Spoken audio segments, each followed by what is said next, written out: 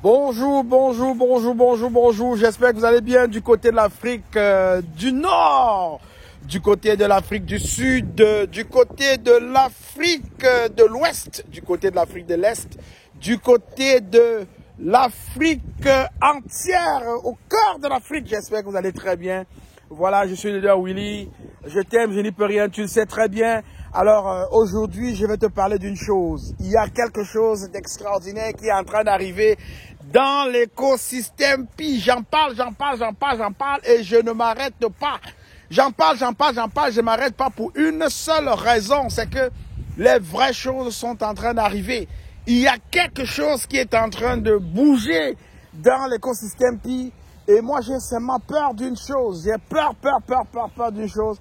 Je me pose la question de savoir, est-ce que nous allons être pris de court? Je ne pense pas que nous allons être pris de court. Mais je me pose la question. Parce que juste en regardant ce qui se passe dans l'écosystème, j'ai bien peur que nous soyons surpris un peu par ce qui va arriver. Que les gens disent, non, j'étais pas prêt, il faut qu'on recommence. OK? Premier indice, je vous ai parlé du grand signal d'une baleine qui a bougé plus de 14 millions de dollars équivalent de Pi dans un wallet privé. Généralement, dans ces conditions où nous sommes présentement, les gens ont plus tendance à laisser leur Pi sur les échangeurs. Pourquoi? Parce que ce sont des Pi qu'ils ont soit achetés et ils veulent bien monétiser ces Pi-là. Donc, ils vont rentrer sur les échangeurs et ils vont vendre quand le Pi prend de la valeur et ils vont racheter quand le Pi va perdre la valeur. Par exemple, aujourd'hui, on est dans les 0,70 sous la pièce de Pi. Donc, il y a eu une baisse. OK? Donc, c'est à ce moment-là qu'ils rachètent. Pourquoi? Parce qu'en rachetant à ce niveau-là, ils augmentent la pièce de Pi. C'est important de comprendre le principe. Quand tu vends, quand le Pi a pris de la valeur, tu amasses beaucoup d'argent en sortant. Et quand tu rachètes quand le Pi a perdu de la valeur, tu amasses beaucoup de Pi en entrant. Donc c'est très important. Alors on s'attendait en fait que ces gens-là ne se retrouvent pas en train de sortir des Pi pour aller les mettre dans des wallets privés. Alors parce qu'ils sortent des Pi pour aller les mettre dans les wallets privés, on se dit qu'ils sont probablement au courant d'une information que nous n'avons pas. Et l'information pourrait bien être celle-ci, pourrait bien vraiment être celle-ci, que avec l'ouverture du mainnet, le Pi va donc déployer tous ses codes et la valeur tant souhaitée du GCV pourrait effectivement prendre forme à ce moment donné-là. Et ces gens qui ont stocké dans des wallets privés des Pi, qui ont verrouillé des Pi, seront trop bien placés et vont satisfaire à la promesse du docteur Nicolas Kokalis qui a dit que tous les pionniers seront riches. Tous les pionniers seront riches. Il dit le Pi vaudra ce que la communauté voudra qu'elle vale. Il a raison de le dire parce qu'en ouvrant l'open mainnet, si le consensus s'installe et s'impose, d'ailleurs, apparemment c'est ce qui est prévu, si les utilisateurs de Pi, des pionniers, décident que le Pi va valoir 500 000 dollars US, il va valoir 500 000 dollars US. Si les pionniers décident que le Pi vaut 1 million de dollars US la pièce, le Pi va valoir 1 million de dollars US la pièce. C'est très important ce que je partage avec toi. Et le bénéfice d'aller le mettre dans des wallets privés, c'est simplement que si tu as, par exemple, je vais prendre la valeur consensuelle du GCV dont on parle beaucoup, 314 159 dollars US pour une pièce de Pi. Si une pièce de Pi vaut selon le consensus 314 159 dollars comme il est annoncé après le mainnet, ça veut dire que celui qui est dans l'écosystème Pi avec ses Pi, s'il a besoin de 100 dollars américains, il va simplement sortir 0,00031 831 Pi. Ce qui est tellement minime pour avoir 100 dollars US. Alors qu'est-ce que cela veut dire? Cela veut dire qu'il est plus important avant le mainnet d'avoir tous ces pi dans l'écosystème, dans un wallet privé de l'écosystème. C'est la raison pour laquelle vous voyez ces gens sortir leur pi pour aller les mettre dans les wallets privés, dans l'écosystème. C'est uniquement ce stratégie, ce jeu que ces gens-là font. Et ils vont devenir excessivement riches. C'est la même chose pour les personnes qui ont verrouillé 100 pi, 200 pi, 300 pi, 1000 pi, 2000 pi dans leur wallet privé. Ils vont vivre la même chose. Lorsque le mainnet va être lancé, ces personnes-là, si elles ont besoin de 100 $, vous pouvez multiplier, hein, parce que si vous avez besoin de 1000 $, vous multipliez seulement 0,00031 831. Vous multipliez seulement par 10. Et tout de suite, vous avez la quantité de pi que vous allez dépenser pour avoir 1000 $ US. Est-ce que le volume est bon? Parce qu'il faut que les gens comprennent. Quand on dit miner, quand on dit staker pour augmenter votre vitesse de minage et accumuler des pi, c'est parce qu'il y a ça qui arrive en arrière. Donc, deuxième élément qui m'amène à dire que nous sommes sur la ligne droite du mainnet, de l'ouverture du réseau principal de pi, c'est simplement parce que les activités autour de la deuxième migration de pi ont effectivement démarré. Vous êtes pionnier, vous êtes utilisateur de pi. Vous avez certainement découvert que la troisième étape de votre mainnet checklist, quand vous allez cliquer sur les trois petites barres en haut à droite de votre application, et par la suite, vous cliquez sur mainnet, et par la suite, vous cliquez sur mainnet checklist, vous vous rendez bien compte que la troisième étape dans votre mainnet checklist est redevenue jaune ou orange. Qu'est-ce que la Core Team est en train de faire? La Core Team est en train de demander à tous les utilisateurs de pi, à tous les pionniers, de confirmer leur adresse wallet avant qu'elle ne procède à leur deuxième migration. Est-ce que le volume est bon? Est-ce que le volume est bon? Pourquoi est-ce qu'on fait une deuxième migration? On fait une deuxième migration, évidemment, parce qu'on prépare l'ouverture. C'est en vue d'ouvrir le réseau principal, qui est le mainnet. Voilà deux indices déjà accumulés aujourd'hui qui me font penser qu'effectivement, le mainnet est là. Le mainnet est là. Les structures d'accueil du mainnet sont en train d'être exécutées. Et puis, va passer à une autre dimension.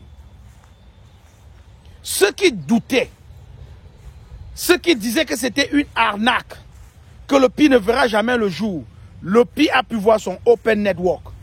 Ces personnes se sont un peu calmées.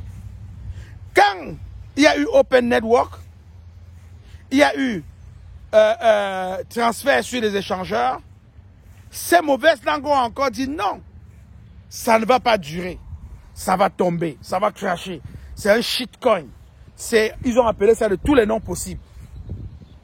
Lorsqu'ils sont en train de se rendre compte que bien évidemment, il y a tout ce que le docteur Nicolas Kokalis et son équipe avaient promu à l'écosystème, par exemple l'arrivée des applications décentralisées, mais là ils ne parlent plus, on ne les entend plus beaucoup. On ne les entend plus beaucoup parce que bien évidemment, on a reçu dernièrement 5 applications décentralisées. Ces 5 applications décentralisées-là, mais c'est la continuité de ce qui va se faire. L'écosystème qui va abriter des centaines et des milliers, des millions même d'applications à un moment donné décentralisées. Pourquoi? Parce que la communauté vit autour de cela. La communauté vit avec des applications décentralisées qui favorisent l'adoption mondiale du pi, qui favorise l'intégration du Pi dans le monde réel, qui favorise évidemment l'expansion mondiale, non seulement de la crypto-monnaie Pi, qui est la monnaie native de l'écosystème Pi, mais aussi de tout l'écosystème Pi dans son ensemble.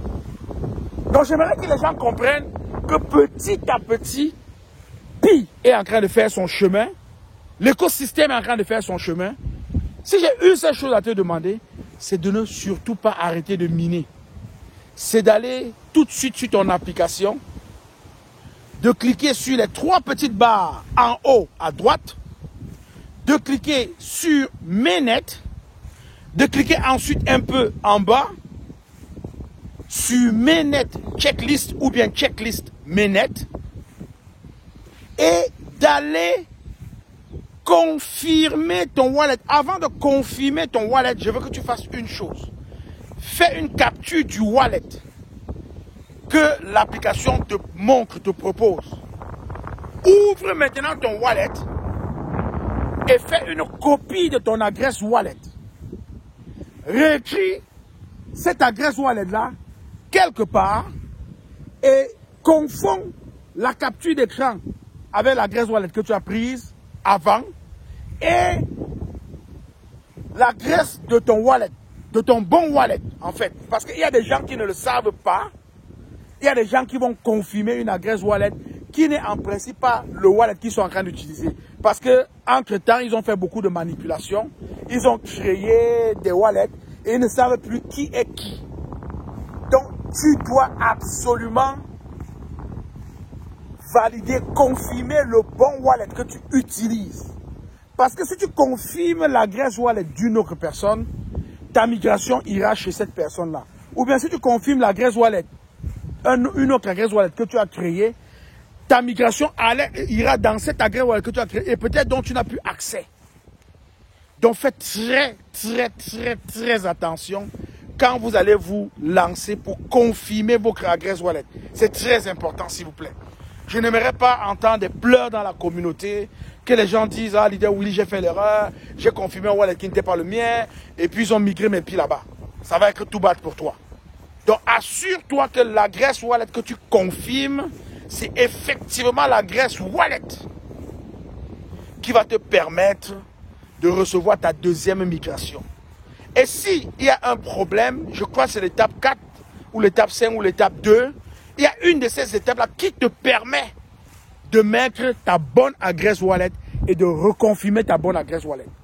Donc, prends ton temps, fais-le calmement, fais-le minutieusement, parce que là, tu es en train d'écrire ton histoire avec tes doigts sur l'écran de ton téléphone intelligent. Une petite erreur pourrait être dommageable, non seulement pour toi, mais pour toute ta descendance. Nous travaillons pour la future génération. Nous amenons la future génération là où elle doit être. Et parce que nous amenons la future génération là où elle doit être, nous devons d'être minutieux, nous devons d'être pointus avec ce que nous faisons et nous devons de faire des choses de la plus belle des manières. Donc prenez tout votre temps, soyez calme, allez étape par étape.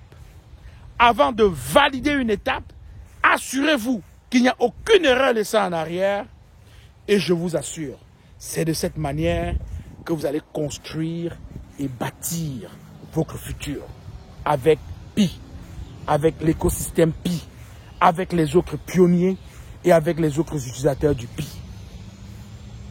Donc, je vais terminer par ce troisième point. Je vous ai parlé d'abord des 2 premiers points qui nous indiquent que nous sommes dans le couloir de l'ouverture du réseau principal, donc de l'Open Mainnet. Je vais te parler maintenant d'un 3e point qui est tellement important et tellement intéressant parce que Ethereum l'a vécu, Bitcoin l'a vécu, toutes les autres crypto-monnaies l'ont vécu et c'est maintenant au tour de Pi de le vivre. Ce 3e point concerne l'explosion du prix du Pi. Est-ce que le volume est bon? explosion du prix du Pi. Dans les prochaines semaines, dans les prochains mois, dans les prochaines années, le prix du Pi va fluctuer, mais va demeurer sur une base haussière. Qu'est-ce que cela veut dire? Cela veut dire que nous allons assister dans les jours à venir, dans les semaines à venir, dans les mois à venir, dans les années à venir, à une augmentation du prix du Pi. Et j'anticipe que peut-être avant la fin de cette année, nous allons voir un Pi se consolider au-dessus de 1 $ la pièce. Pourquoi pas atteindre 2 $, 3 $, 4 $, 5 $, 6, 7, 8, 9, 10 et même 20, pourquoi pas? Tout est possible. Tout est possible. Pas seulement à celui qui croit, mais à celui qui voit les choses se dérouler, à celui qui voit les choses avancer, à celui qui voit le monde changer. Tout est possible parce que ses yeux pourront tout voir. Alors donc, je veux bien que vous compreniez qu'avec l'annonce, juste avec l'annonce de la date de l'ouverture de l'Open Mainnet, il y aura une explosion du prix du Pi. Juste avec l'annonce du listage, de l'entrée de la crypto-monnaie Pi sur Binance, il y aura une explosion du prix de Pi. C'est une réalité. C'est-à-dire que ce n'est plus quelque chose qu'on discute là. C'est une réalité. Nous sommes là. Il n'y a rien qui va changer cela. Absolument rien. Il n'y a absolument rien qui va changer cela. C'est pourquoi ce point est très, très, très important pour moi et je le partage avec toi. Qu'est-ce qu'il faut faire? Je t'entends me poser la question. Dans ce cas, Leader Willy, qu'est-ce qu'il faut faire? Mais dans ce cas, il est très simple. Je vous ai toujours dit, c'est de posséder les Pi. Si tu n'as pas d'argent, mais tu n'as pas d'argent. C'est simple. Si tu as de l'argent, tu as de l'argent. C'est aussi simple. Et avec cet argent-là, tu peux faire ce que tu veux. Tu peux parler où les gens qui ont de l'argent parlent. Tu peux utiliser ton argent pour faire ce que tu veux. C'est la même chose avec le Pi. Si tu as des Pi, tu as des Pi. C'est simple. Si tu n'as pas de Pi, tu n'as pas de Pi. C'est aussi simple. Et avec tes Pi, dans l'écosystème, tu vas acheter les choses que les gens achètent avec le Pi sur le Pi Mall. Tu vas utiliser tes Pi dans l'écosystème. Tu vas prendre un taxi avec tes Pi en utilisant l'application décentralisée Pi2Go. Tu vas aller dans des restaurants qui acceptent des Pi et tu vas manger en Pi. Tu vas aller dans des hôtels qui acceptent du Pi, tu vas dormir en Pi. Tu vas aller dans des compagnies aériennes qui acceptent le Pi, tu vas voyager en Pi. C'est de ça qu'il s'agit. Donc la bonne chose à faire, ce n'est pas une question que tu devrais me poser. La bonne chose à faire, c'est de tout faire pour avoir des Pi, pour posséder des Pi. Et posséder des Pi ne suffit pas. Tu peux posséder des Pi, mais tu te retrouves à la mauvaise place au bon moment. Est-ce que tu comprends bien? Tu te retrouves à la mauvaise place au bon. C'est-à-dire le bon moment, c'est l'ouverture du réseau principal, c'est le mainnet, c'est le bon moment. Mais pendant qu'on ouvre le mainnet, avec tes Pi, tu te retrouves à l'extérieur de l'écosystème. Donc tu te retrouves sur un échangeur. Tu te retrouves sur BitGet, tu te retrouves sur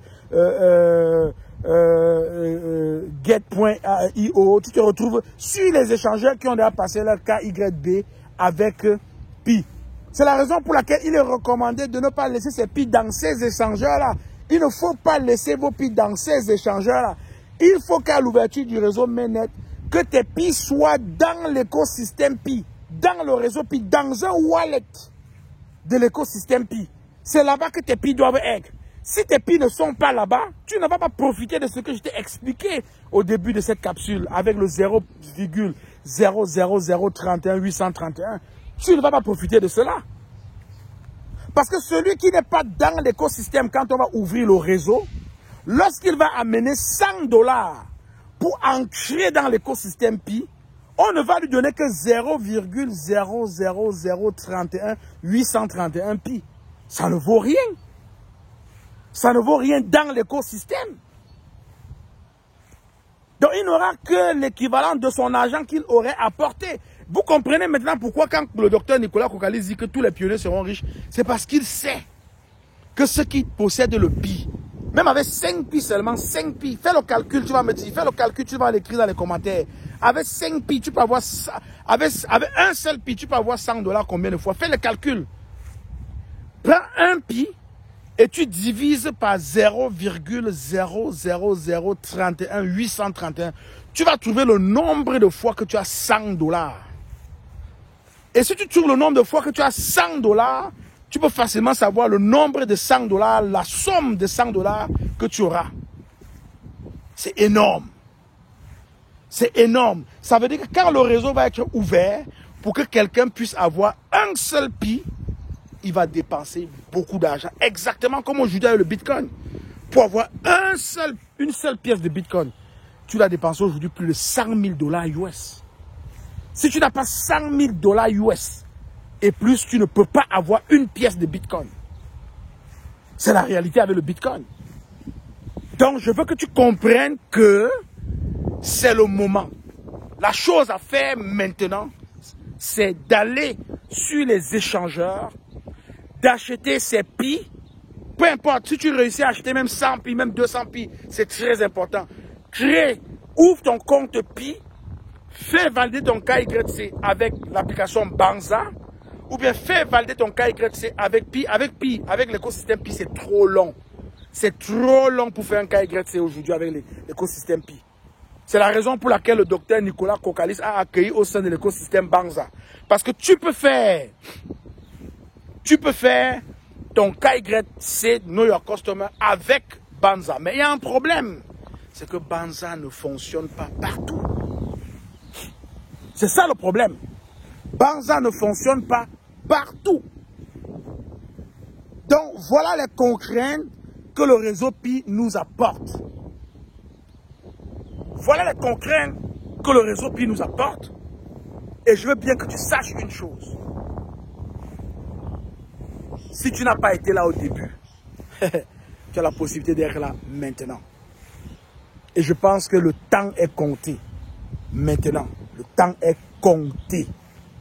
Ça veut dire que si aujourd'hui, tu n'arrives pas à t'acheter tes Pi, si demain, tu n'arrives pas à t'acheter tes Pi, si après-demain, tu n'arrives pas à t'acheter des Pi, il y a des fortes chances que tu te retrouves à un moment donné où on va te surprendre avec la date de l'ouverture de l'Open Mainnet, du réseau principal.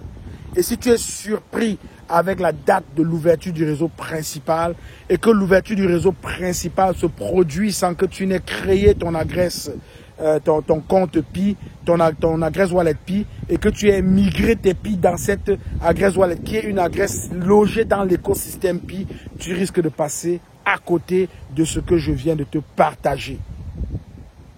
S'il y a une chose à faire, c'est la bonne chose. Quelle est la bonne chose à faire? Je semble le savoir. Et toi? Mets-moi tout ça dans les commentaires et je vais te dire une chose. On avance. On avance et les autres parlent. Comme on dit, le chien aboie et la caravane passe. Je suis le leader Willy. Je t'aime. Je n'y peux rien. Bye bye.